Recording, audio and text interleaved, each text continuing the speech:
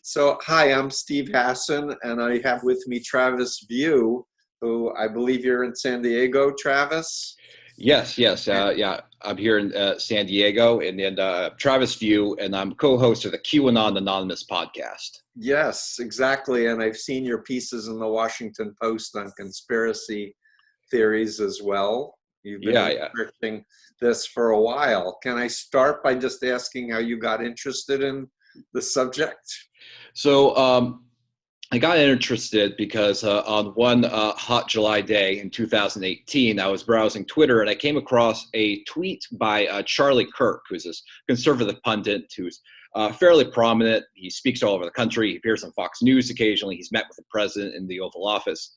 And I noticed he had a tweet that claimed that he has access to some human trafficking statistics, and it claims that under President Obama there were like a few hundred, but in 2017 and 2018 under President Trump, human trafficking arrests had skyrocketed. Mm-hmm. And when I came across that tweet, I knew it was nonsense immediately because the Department of Justice simply does not release statistics about arrests that quickly. Charlie Kirk did not have access to 2018 arrest statistics from the Department of Justice. I knew that was impossible. And so I was curious where exactly these statistics actually came from. And when I tracked the source, I learned that their ultimate source was Q Research, this board on 8chan, which is used to basically promote and sort of theorize about QAnon. I was sort of familiar with QAnon beforehand. I was like something that I'd seen on the internet. I thought it was kind of like a weird internet thing. I didn't pay too much attention to it. But when I saw that Charlie Kirk, who again has hundreds of thousands of followers, he's a well-known sort of conservative pundit, I realized that this kind of QAnon thing was sort of trickling up into kind of like mainstream awareness. It was spilling off into mainstream social networks. And that kind of inspired me to start tweeting about it more frequently, about what these people believe and about the instances in which the QAnon sort of belief systems spill out onto Facebook, YouTube, Twitter, Mm-hmm. where sort of people who aren't just in the bowels of the internet might be able to access it. So that's what sort of first got me into it. And I didn't know at the time it would grow as much as it has, but it did. How many people do you think are now quasi-believers or fervent believers? Any idea? That is a good question. There has been two polls conducted by two polling firms. One was by Civics, the other one was by Emerson. Neither of those polls are very good, unfortunately, right. For a couple of reasons. The question is phrased very poorly to not really get us a sense of how many true believers there are. Right. So my estimates is that basically it has to be at least in the hundreds of thousands. Mm-hmm. And that's sort of my conservative estimate. It's kind of complicated by the fact that for every out and loud true believer who's posting and sort of sharing and trying to advocate for their belief system, there might be many more quiet followers who we just don't see online, who you can't spot through just open source intelligence. And right. so this is why I think that a really good solid poll would be really, really helpful. I'm going to whip out a graphic from Combating Cult Mind Control and from the latest Cult of Trump book, but just most people are out fringy, not really into it, but they're being influenced, is my sense. Yeah. Not everybody wants to be Paul the Apostle out there spreading the faith, So there are lots of people who are just they watch and they believe and they sincerely think it's true. They might support the advocates financially or something, right. But yeah, I mean, for all I know, it could be millions. I mean, that might be the case, and this is why if even if like just 1% of American adults believe, that would be millions of people. Right. I'm sorry, go ahead. Yeah, so I would love it if we got hard data on that question. We just don't at the moment. Yeah, I think with the anonymous area, it's going to be problematic also with bots and all kinds of other Yeah, there are lots of sticky computer systems. yeah. So what so honestly, I'm familiar with Greg Hausch, who's one of the anonymous people who fought against Scientology. So we go back years. And when he said to me, Steve, I know the guys who started QAnon, it was a Right. goof on them, on nobody paid attention to them on 4chan. They went to 8chan. He knows 100% that it's a goof. I said, give me some meat.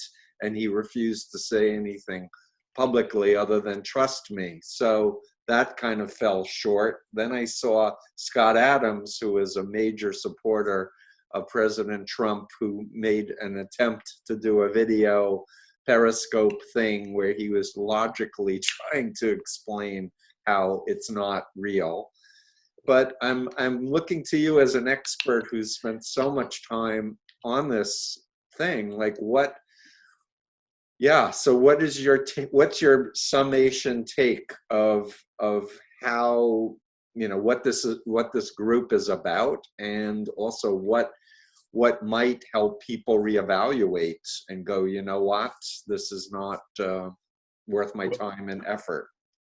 Well, I feel like what really we often call, like, QAnon sort of a conspiracy theory, but that's sort of, I feel like that understates the sort of what it's about and sort of its why it's so appealing. I feel like there are two things kind of going on. It's really not as much as a conspiracy theory as much as sort of a conspiracy theory sort of meta narrative at the very least, in that it sort of ties together all these sorts of conspiratorial beliefs. And so you have people who are attracted to many different sort of conspiratorial narratives, who all sort of band together under this sort of QAnon belief system. And and the reason for that, I believe, is that in all sort of like in all baseless conspiracy theories, there's always a villain who's just supernaturally powerful, who's able to plan things more competently and keep things more secret than any human being actually. Or a group like the Illuminati, for example. Yeah, the Illuminati, been around forever. Exactly, the Bilderberg group. Yeah, of course the Jews. Right. There's always some big scary group. What's really interesting is that in most of these conspiratorial narratives, there's always this super powerful entity, and then there's just me, the little guy, who has no ability to fight back against such a powerful villain. What think about QAnon is that it proposes that in opposition of this super powerful entity, which is the cabal in QAnon, there's this super competent sort of entity that's fighting back against the cabal, and that is Q Team. This is sort of the entity who is sort of a group of military intelligence officials that are purported to be close to President Trump, and who are releasing these Q drops to let the people know what's really going on. And there's this promise that this deep state who's causing all the world's problems, or this cabal who's causing all the world's problems, have met their match. And there's someone out there who's combating them, and their defeat of them is assured. And so there's conflict, which is the element of any good story. And so there's this sort of almost cosmic drama that you get to be privy to and get to be a part of, and you could be on the vanguard of, because Right. they believe that once this Q Team, all the what they call the white hats, defeat all of the black hats of the cabal, then we're going to enter in this utopian age in Right. which they believe that all sort of ignorance will finally realize what a monster all these elites have been, and then we will enter a glorious age of togetherness, and then there'll be no poverty, there'll be no more disease, even because they believe that the cabal has been hiding suppressed cures from the public. And I suppose if you are a conspiratorial person, most conspiracy theories are very despairing, and if you're a conspiratorial person, it promotes a sort of a hopeful sort of spin on these conspiracy theories, and that there's this belief that the evil, powerful people who have been hiding all of this information from you are going to face justice, and then we'll enter with the real world. We'll escape the matrix. And I feel like people just get lost in that hope and that drama. I feel like that's kind of what makes it one of the big things that makes it distinct from other general sort of That's the conspiracy structure, theories. by the way, of every destructive cult that I've worked with, is this kind of black and white, all or nothing. We are the white hats, and we're going to stop Satan. And there's an element of the World Wrestling, association of course, yes, which Trump has been very involved with and such. I mean, Trump is in the WWE Hall of Fame, right? I mean, that's interesting. I mean, you're the expert. I've always been sort of hesitant to sort of call QAnon a cult, just because that term is loaded and has a lot of baggage. So, I mean, for me, the term cult is really more about a culture and about intense, fervent, beliefs or community. Doesn't necessarily mean it's a destructive cult by using the term cult. Hence my book, The Cult of Trump. I deliberately frame it as, read the book and you'll find out kind of what my thesis is about the destructiveness of it. But getting back to your knowledge of folks who are being recruited and such, I guess one of the things that I learned about in researching my book was more about fourth generation warfare. Are you familiar with that term? I mean, I'm familiar with like hybrid warfare, but I've heard that. What do you mean by fourth generation warfare? This is something I learned about in researching the book. It's basically a concept that was developed in the 80s by an American military strategist named William Lind, L-I-N-D, who later connected with Paul Weyrich of the Christian right. But it's basically psyops.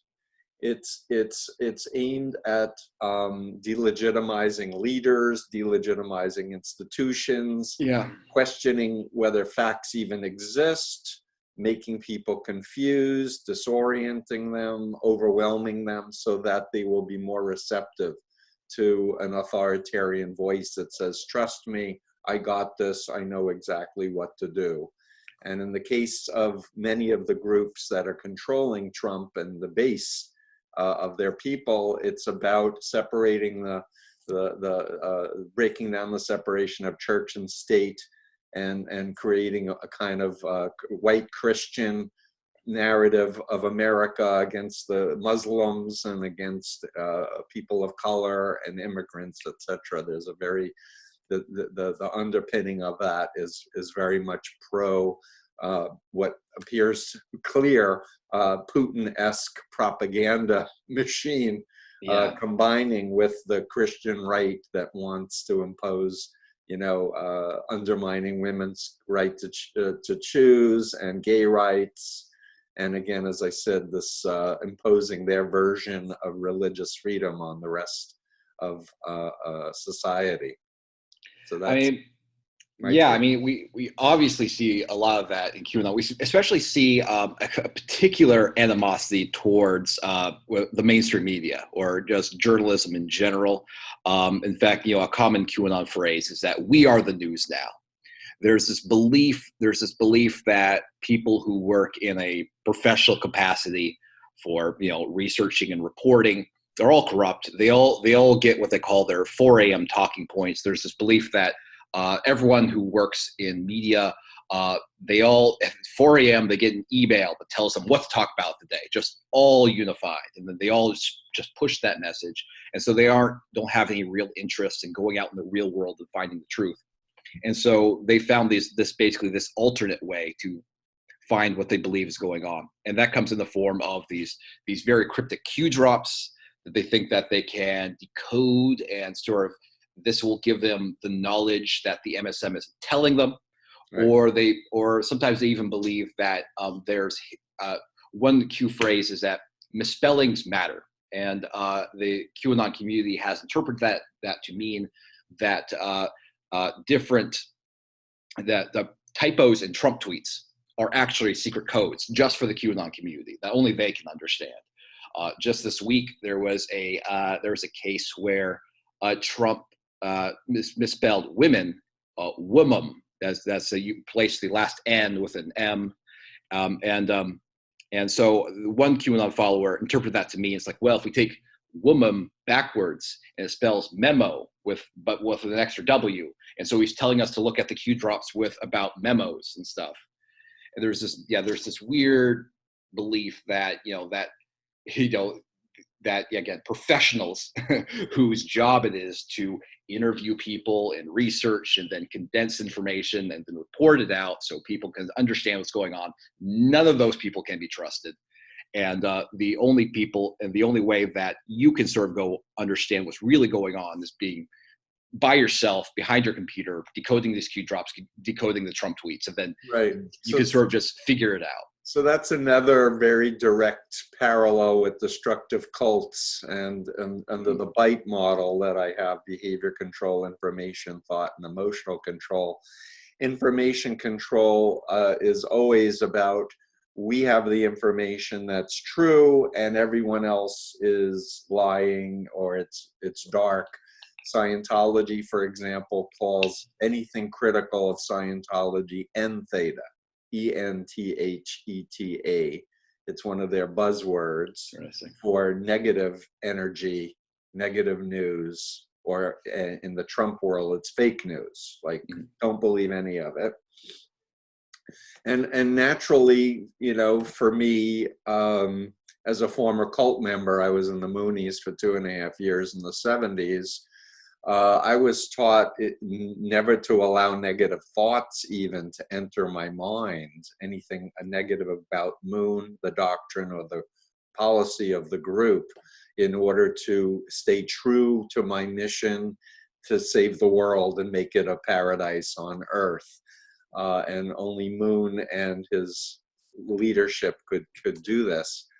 I did want to comment and just say that because I've been studying cults and brainwashing and hypnotic stuff for 40 years, the most effective techniques to get people is not like authoritarian way of telling them what to believe, but invoking their curiosity, getting them to invest and project their own meaning into things. It's much more subtle, but it is much more buy-in. So, for example, unlike Patty Hearst, who was kidnapped from her apartment, put in a trunk, raped and indoctrinated into the SLA, people who have been mind controlled, it's much more sophisticated, and there's much more of an illusion of choice and an illusion of control. Yeah. And so it's harder for people to wake up. And so in terms of my work, part of why I wanted to meet you and interview you is I'm very interested in applying my life work to this community of believers. I've recently had an opportunity to meet with a couple of believers. One I can mention because he's very public, Martin Geddes. Yeah, I'm familiar with he writes a lot of interesting blog posts. I'm familiar with his Twitter feed. Yeah. Right, so he's a former Jehovah's Witness, which is a group I've helped many people get out of. And for the most part, they're indoctrinated to never do anything with politics or governments in the cult. And his reaction against the group, he was, not educated about worldly information, etc. He's very bright, and and I really like him a lot. We're going to continue our conversation, but I guess I wanted to make the point that I'm aware of many people who were in cults who left but never learned about brainwashing and mind control and how do you reality test. Who've gotten, they were kind of predisposed to a black and white, all or nothing worldview, where someone was going to tell them how to have hope. basically is what these groups are all selling is trust us, we have the hope. Mhm. But like what, I assume you've talked with people who were believers and they're no longer believers, or what?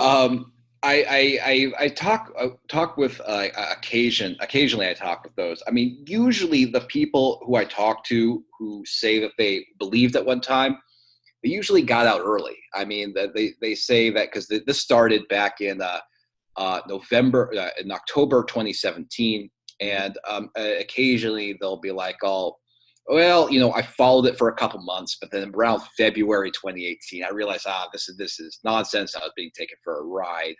Um, those sorts of people I talk to occasionally. It's like, and they'll have different stories about what made them realize why it was nonsense. I have not had the opportunity to speak with anyone who's like followed it for years.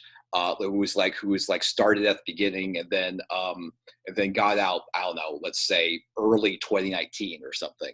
Mm-hmm. Those people, I at least who have like willing to DM me, those sorts of people are more rare. I've had an opportunity to someone who got in real deep, who was a real believer, who even like advocated for the belief system online. Um, in fact, very frequently, I'll see people who are advocates of QAnon online, and they'll express frustration. They'll say, "Oh, this is nonsense. Maybe the plan is nothing. Maybe I'm being taken for a ride." But the next week, they'll be decoding the Q drops, where they'll go right back to the well. Um, so, I mean, I'll be honest. Fear of missing out, right? What Yeah. if? Yeah, what if? And it's like I guess there's this feeling of like, again, I feel like for a lot of QAnon people, it helps guard against despair. It's not an option between QAnon and also maybe a more sophisticated, complex world where there's many interacting factors that make the world how it is. It's Mm-hmm. either QAnon or just despair at our black and unjust world. Mm-hmm. And in fact, a lot of QAnon followers, when they start entertaining the idea that QAnon is false, though they won't stop believing in the cabal, right? They'll still think that, well, obviously there is a sort of elite entity that's who are primarily composed of the Rothschilds and the Saudi royal family and George Soros. All those entities obviously still control the world and fool us into believing a false reality. All that's true, but I've lost hope that Q team is going to solve this issue for me. Mm-hmm. So even their sort of like their, I guess, deconversion there is still looks a lot like the basic QAnon worldview. It just without all these sort of like the positive elements, without the good guys, the cavalry coming to the rescue. Right. So you're pointing out a very important point, actually, that I been talking about for decades, which is you can exit the Moonies or you can exit Scientology or the Jehovah's Witnesses, but it doesn't get out of your head by itself. Yeah. And unless you take the time to really pick it apart and separate what's true from what's a lie, or what's can be demonstrated to be falsehoods, unless you go through a very systematic process of digesting what is destructive mind control. And for me, what helped deprogram me in 1976 was the work of former American military intelligence folks who studied Chinese communist brainwashing.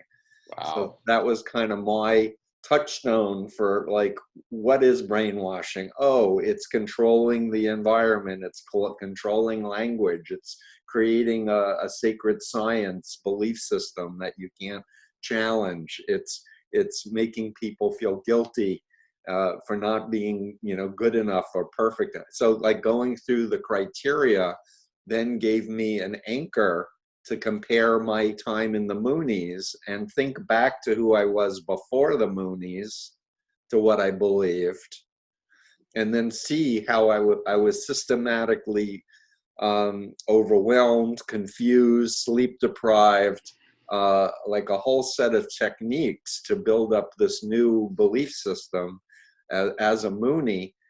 And it was really doing the work of like, if I knew then what I know now, would I have ever agreed to this? Like, would I have agreed to throw out my original poetry? Would I have dropped out of college? Would I have, Yeah. casted for Richard Nixon during his impeachment on the Capitol stairs for 3 days because Moon said God wanted him to be president? The answer to all the above is absolutely not. That wasn't who I was. That wasn't my value system or my belief system. Yeah. But it requires kind of getting a perspective by understanding what is brainwashing and mind control, going back in time and kind of seeing what were the critical steps of where I started distrusting my own belief system or being alienated from friends or family, or trusting something. And many times what I'm finding is that people are being radicalized online. There's a particular YouTube video that's very persuasive. I've looked at some of the QAnon ones, for example. One of the main recruiting one is like mostly accurate for the first half, or things that I go, yep, that's true, that's true, that's true. But then it goes into this warped, counter universe thing. Yeah, I mean, you're probably referring to Joe M's video, "Q, the Plan to Save the World." That sounds right. Yeah, that particular video. So many QAnon followers I've heard claim that video red pilled them, and that they often share that video, be like, "Oh, this is the perfect introduction to QAnon." And I've seen it, and I'm not. It's like it starts off it's a soft pitch, and then it leads into sort of the more deranged kind of beliefs that QAnon. But it's very effective. It uses a lot of techniques of propaganda and hypnosis, where what in hypnosis it's called establishing a yes set. Yeah. Where you're saying a truism, people are going, yes, yes, yes, yes, yes. And it creates an inertia in your mind to then accept the other things that are vague, ambiguous, unprovable, and wilder as time goes on. I mean, he used the same techniques to sell a car, right? So that is my argument, in fact, that, the knowledge of psychology applied to business, applied to politics, has gotten more and more sophisticated.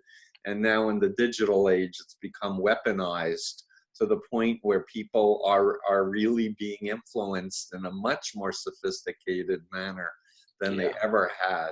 But the techniques of selling cars or selling snake oil potion that's going to, rescue you from something is something that's been going on for humanity. Yeah, I mean that's great, that the idea that there is sort of a hope that if someone were to just sort of like separate and take a step back and reflect upon their thought processes and what they value and how they're influenced, then they can sort of break out of these mindsets. Like in my sort of experience in sort of directly communicating with QAnon people, I mean, I try to talk about, for example, the Q proofs that they cite, the reasons that they believe that it is that there's some sort of secret, that Q has access to sort of secret information. I talk to them about cold reading techniques, right? Yeah. Or which is Barnum. What people who are so-called psychics or mentalists like Kreskin used to do, which is guessing, but also then calibrating off of the reactions to guide you for the next thing. Yeah, I mean, this is something that that Q really relies upon, is that Q will lots of Q phrases are really vague and broad, and like one classic one is watch the water. Now it means nothing, but the thing is that everyone needs water to survive, and then the world is 70% water, so there's going to be a news event that possibly involves Trump. that involves water in some way. Right. And so they're going to point to that as well. We saw Q said, watch the water. And during the speech, Trump took a sip of water. Therefore, hey, just like Q said, I'm like, no, this is a very broad phrase. And like, it would, if it wasn't that, it would have been something else. I was tapping into confirmation bias. You're looking for something, and then you're going to, Yeah. It's like, well, I'm trying to, but of course they never admit that. I often feel like I'm sort of explaining the magic trick to them. So the magician didn't make a rabbit appear. There was a secret compartment. It's right here in the hat. See, it's right here. This is how they did the trick. I teach them how they did the trick, but they still, no, I'm pretty sure the magician made the rabbit appear magically. They still insist upon believing it. Right. So yes, I understand, but also I was in a cult, so I also understand from the interior. Right. And what has helped me get out of the Moonies 43 years ago were former Moonies who were out and happy and fulfilled, sharing their lives and what their experiences were in the group, and very much in a sense modeling that there's life after cult group or after totalist belief system. And that is a common pattern I see with people in cults, that you have phobias in your mind that if you leave, terrible things are going to happen to you. There'll be catastrophe, or the world's going to fail. So you can't imagine, life without the Moonies or life without Q. Yeah. You can, especially if you meet others who are like, oh yeah, I was into that. I have better things to do with my time, for example. But those people are few. There's not a lot of people that I can find who are out there saying, like David Weissman, who was a major MAGA troll, who said, you know what, I was believing everything, and now I question, what Trump is doing, and I no longer, am a true believer. I agree. I've like I said, there are some people who say that they were in it for a couple months and gave it up, but no, I can't find anyone who's really deep into it and who gave it up. And that would be wonderful if there was someone to show them a path that, like, giving up this deranged belief system is not despairing. It's actually it's healthier. You'll no longer have to suffer the frustration of thinking that there's this secret plan that will arrest all of your political enemies, and having it be unfulfilled week after week, and just waiting and wondering what's going to happen. In some ways it seems very torturous, to be a QAnon follower. Yeah, it is, especially if you have family or friends who are like giving you all kinds of hell, saying, how can you believe this? This is stupid, or whatever. It's hurtful to your feelings. It makes you shut down. It makes you, trust them less. Yeah. And I'm very much about trying to encourage people to not call names of people who are believers, true believers in things, but adopt more of a curious, help me understand. Because to me, when I listen to it or when I look at it, it doesn't make sense to me. Help me understand how it makes sense to you. And then, like I said, kind of like slow, step by step, how did you come to believe it? And as we were talking, and you mentioned that video by Joe, I wonder if you would maybe consider showing it and pausing it, videotaping yourself critiquing it, doing a meta comment analysis, if so many people got in through that. Because I would be up for doing that with you if you ever want to do it together. That would be interesting. Like we said, it talks about it is very very slick. In that I noticed that Joe M has made a few variations of it. He sort of improved the audio. It's sort of like, and because it's such an effective tool for recruitment. Mm-hmm. I would love to break that down.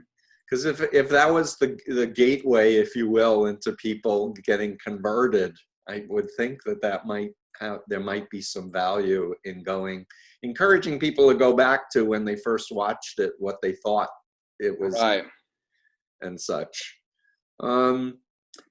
So I guess you must be interested in doing other things than the podcast too. You're a writer, a researcher. Can I ask what else you're working on, or what other interests you have? I besides doing doing the podcast and researching QAnon. Right now, it really is a side gig for me. I do have a full-time job in digital marketing, and Oh, okay.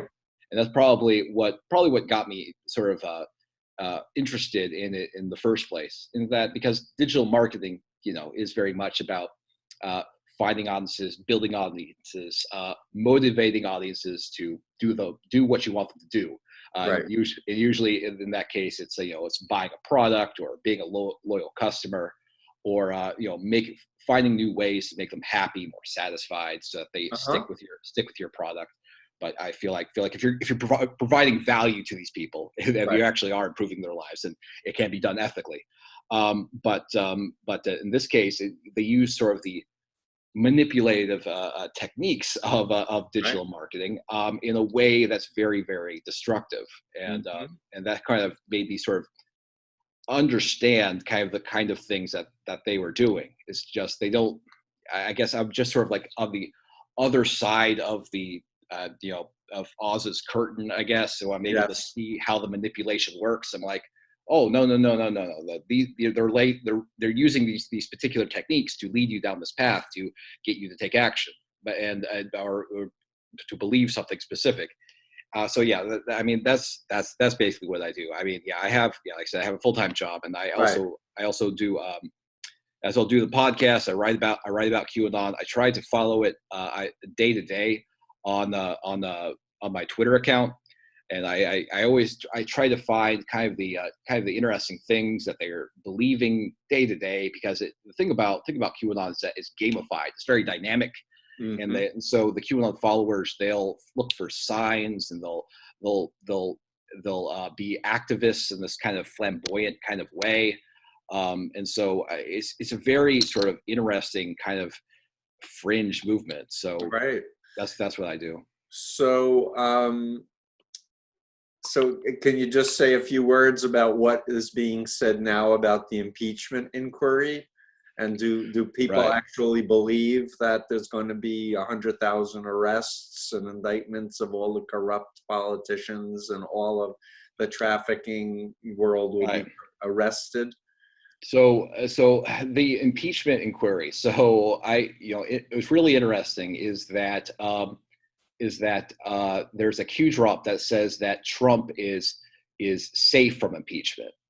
And now when I press QAnon followers about this, they're like, it's trending in the direction that Trump is going to be impeached, and will this mean that QAnon is false? And they're like, oh, no, Q meant impeached and convicted. Now it doesn't say that. Q never said that, but they sort of bend the sort of interpretation to me, like, well, it meant that he's safe from being removed from office, Right. and so that's basically what they're saying. That, but the as far as the 100,000 uh, uh, uh, sealed indictments, yes, they still believe that. In fact, the number of sealed indictments increases every month. I think they're up to over 120,000 sealed Uh-huh. indictments. And the reason that they believe this is that they use the sort of the federal legal system research tool PACER to try and find sealed cases or sealed Uh-huh. proceedings, and they erroneously believe that every single sealed proceeding is a sealed indictment, and, Uh-huh. and this is not the case. And I've explained this to many people, that like this is like what okay how the research that the error that this group of researchers made. It wasn't just one individual; it was a Right. group of individuals who all made the exact same error in their research. Thought that they were uncovering just an absurd number of indictments, Right. and so they do believe that there's just they actually specifically believe that attorney John Huber, who is the federal attorney over in Utah, is racking up all of these sealed indictments, and then of course there'll be one day called the storm, in which over 120,000 people are all rounded up from the highest levels of business and Hollywood and politics, and many of them will face military tribunals, and some of them will go to Gitmo, and some of them will face the death penalty. It'll be just a dramatic night of the long knives. And then when it doesn't happen, they will have an excuse and a reframe of, you know, and that's yes, of course, dissonance theory. And place. Do you ever ask people that are believers what would cause you to decide once and for all that this is not based in reality and time to move on with your life? The one thing that they claim, and I know this is false, but they claim that, like, if Trump denounced it, if Trump himself came out and said that QAnon is nonsense, I am not Q+, doesn't speak for me, stop following this, is nonsense. They say that if Trump himself specifically denounced QAnon, they would stop being true believers. Maybe that's true for a small segment of them, but something else that Q believes is that that disinformation is necessary. And basically it means that whenever you get that, sometimes Q lies, or sometimes even Trump lies, in order to throw off the deep state, in order to provide bad information. So they claim that they would stop believing that if this happened, but I don't believe them. Yeah, it's amazing. So I want to thank you. I'm going to need to go. It's been really interesting getting to meet you. Good Absolutely. work. And if anyone needs a digital marketer, Travis does that for a living. Right. Yeah, I think it's a mistake that I see on the internet, that people just really put down believers in QAnon as if they're stupid or they're uneducated. And my experience, and the two people that I've interacted with who are were fervent believers, they're very intelligent and they're educated as well. I agree. I mean, I really don't think that. I feel like I don't like it when people claim that QAnon followers are just stupid, because you're not going to understand why they believe the things that they believe if you just dismiss them as just having just a low IQ or whatever. It's right. Like it's like the issue is that this is not, it's not a it's not a brain power problem. It's like it's a radicalization problem. Right. No, or I would say mind control problem. It's more sophisticated. It's like it has nothing to do with the raw intelligence. Again, I've met smart people, smarter people than me who believe in it. I've met smarter people than me who believed in Scientology and Hubbard, or they believed in number of Lyndon LaRouche is another conspiracy. Right. Presidential candidate person went before he died. There's this weird belief that the smarter you are, the more your beliefs correspond to reality, and that's just not the case. So no, it's the opposite. In fact, I think the more mind power you have, the more imaginative you are. The more you can project meaning into things that you then follow. But it's you're following your own projection more than you're following an objective, verifiable, legitimate person or group. Yeah, sometimes that intelligence means that you get much better at fooling yourself. So yeah, and that's a really another important point, to just have humility, because most people will say, I'm too smart, it would never happen to me. Only dumb people get into cults. And those are the most vulnerable people, from my point of view, the people who think they're immune or they're invulnerable to it. So let's stay in touch, and maybe we'll do a follow-up, and we'll do an analysis of that video. I would love to do that. I think that would be really a public service, and then we can invite believers to critique our critique. That'd be great. Okay, thanks again so much. Thank you. Great talking to you. Yeah, likewise.